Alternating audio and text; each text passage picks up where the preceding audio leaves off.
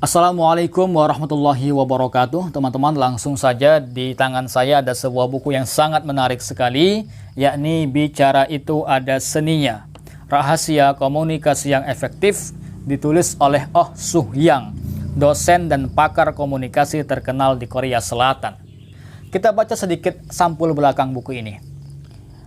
Ketika komunikasi menjadi hal yang penting untuk bersaing, pakar komunikasi Oh Soo-hyang mengeluarkan buku yang sangat berarti.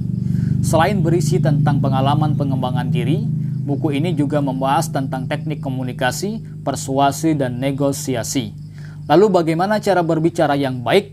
Apakah berbicara dengan artikulasi yang jelas atau berbicara tanpa mengambil napas? Tidak. Sebuah ucapan yang bisa disebut baik adalah yang bisa menggetarkan hati. Ucapan seorang juara memiliki daya tarik tersendiri. Jadi buku ini berbicara tentang pengembangan diri, teknik komunikasi, persuasi, dan negosiasi.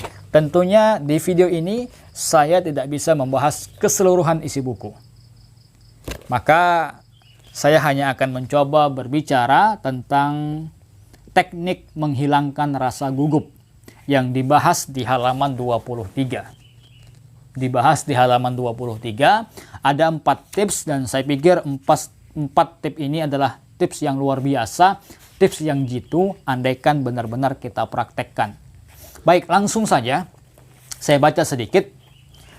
Mereka yang kurang percaya diri mudah merasa berdebar-debar saat berbicara di hadapan orang banyak.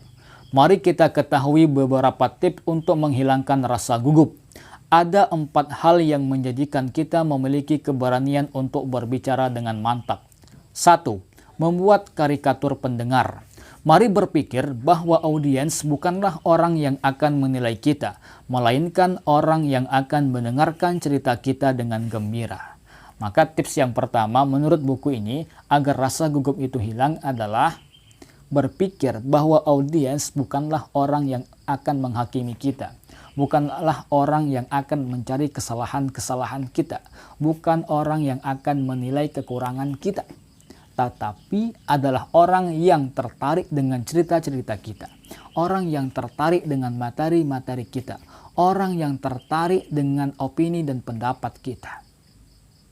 Itu yang pertama, kata buku ini. Yang kedua, menghindari merendahkan kapasitas diri saat memperkenalkan diri. Misalnya, saya tidak sempat mempersiapkannya dengan baik. Saya banyak kekurangan. Begini teman-teman. Sering sekali memang kita itu ketika maju ke depan, atau lebih tepatnya saya ya. Ketika saya maju ke depan, saya mengatakan, para hadirin, sebenarnya saya tidak pantas untuk berbicara di hadapan para hadirin sekalian. Materi yang akan saya sampaikan belum saya kuasai. Atau saya katakan gini, para hadirin, sebenarnya saya bukan orang yang layak dan pantas untuk berceramah. Justru saya lebih pantas untuk diceramahi. Bapak Ibu tentu lebih banyak memakan asam garam kehidupan. Ternyata kata-kata seperti ini tidak berfungsi untuk merendahkan hati, untuk rendah hati. Tidak berfungsi teman-teman. Justru kata-kata seperti ini menurut buku ini akan membuat audiens tidak tertarik dengan apa yang akan kita sampaikan dan membuat mereka tidak fokus. Bayangkan aja kan gini, mereka datang ke sebuah tempat, datang ke sebuah forum untuk mendengarkan ucapan kita, untuk mendengarkan pembicaraan kita, untuk mendengarkan pendapat dan opini kita. Dan kita diperintahkan untuk menyampaikan opini. Tetapi kemudian di awal penyampaian opini kita katakan bahwa opini kita tidak pantas untuk didengarkan. Terus untuk apa ada sebuah forum tersebut? Kita sudah diberikan amanah untuk tampil, ya tampil berikan yang terbaik. Kan gitu ya. Maka menurut saya buku ini benar. Jadi jangan kemudian kita katakan di awal pembicaraan kita, saya tidak pantas untuk berbicara. Materi ini atau teori ini belum saya kuasai. Jangan katakan seperti itu. Itu tidak berfungsi untuk mengungkapkan rasa rendah hati, tapi justru menjadi rendah diri dan membuat kepercayaan audiens membuat kepercayaan audiens turun dan membuat mereka tidak bisa fokus. Itu. Yang ketiga, kata buku ini, mempelajari konten dengan baik.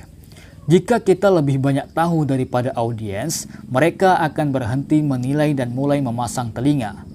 Saat kita menguasai apa yang akan kita sampaikan, audiens akan melihat dengan sorot mata lembut dan mendengarkan, bukan dengan tatapan menghakimi. Mempelajari konten presentasi akan lebih mudah dalam berbicara. Ini benar sekali, ini benar-benar saya praktekkan. Ketika saya menyampaikan sebuah ceramah dan materi ceramah itu benar-benar saya kuasai, maka secara tidak langsung, sadar tidak sadar, saya merasa benar-benar pantas untuk menyampaikan materi tersebut. Dan ada aura tersendiri, teman-teman. Audiens pun akan benar-benar tertarik dengan apa yang akan kita sampaikan. Kenapa? Karena mereka merasakan bahwa kita benar-benar menguasainya. Dan mereka belum paham atau belum mengerti, bahkan belum tahu tentang apa yang akan kita sampaikan.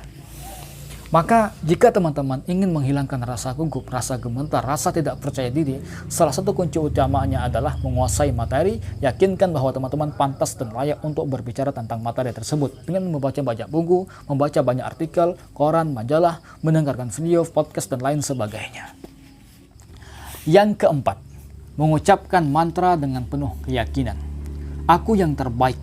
Hari ini aku akan menyajikan presentasi terbaik. Ini penting, teman-teman, penting sekali. Ketika kita mau maju ke atas panggung, tapi kita sudah mengatakan, aku ini nggak pantas untuk ngomong di sana. Aku ini nggak layak untuk presentasi di situ. Maka rasa gugup, rasa gemetar itu akan timbul. Tapi sampaikan sugesti diri sendiri bahwa kita benar-benar layak, bahwa kitalah yang terbaik, bahwa kita pantas untuk menyampaikan, untuk berbicara di hadapan orang-orang banyak. Katakan seperti itu, sugesti diri kita. Karena ya kita sudah diberikan amanah untuk tampil, ya tampil berikan yang terbaik. Itu menurut buku ini gitu loh. Jadi jangan kemudian rendah diri, bahkan rendah hati, lalu kemudian katakan bahwa saya ini nggak pantas, saya ini nggak layak gitu. Ya nanti orang akan merasa bahwa teman-teman tidak layak gitu kan. Ya mungkin itu yang bisa saya sampaikan. Semoga bermanfaat. Saya pikir buku ini layak untuk teman-teman baca. Wassalamualaikum warahmatullahi wabarakatuh.